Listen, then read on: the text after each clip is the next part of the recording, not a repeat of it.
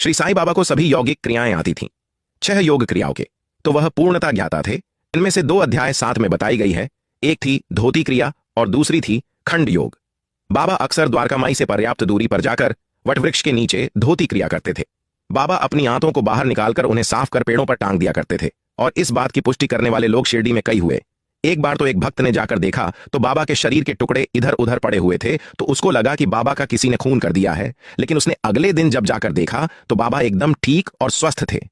इससे यह हमें ज्ञान मिलता है कि बाबा को सभी योग क्रियाएं जिसमें समाधि भी शामिल है उनका पूर्ण ज्ञान था, परंतु ईश्वर अवतार होने के बावजूद भी उन्होंने कभी भी इन चीजों का दिखावा नहीं किया।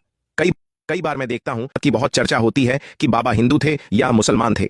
अगर वह हिंदू थे तो वह मस्जिद में निवास करते थे, और अगर वह मुसलमान थे तो मुसलमान में वर्जित कार्य वह हमेशा किया करते थे, जैसे कि चक्की पीसना, अन्नदान करना, धूनी प्रज्वलित करना।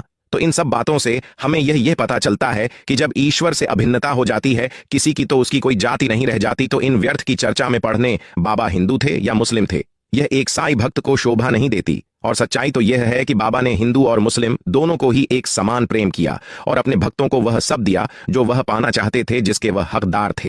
बाबा ने शिरडी में आज मौजूद कई मंदिर जैसे गणपति, हनुमान जी का मंदिर आदि का नवीकरण किया। जो भी दक्षिणा बाबा के पास आती थी बाबा सभी भक्तों में बांटकर उसी दिन खत्म कर दिया करते थे। इसी तरह बाबा ने कई रोगियों का उपचार किया।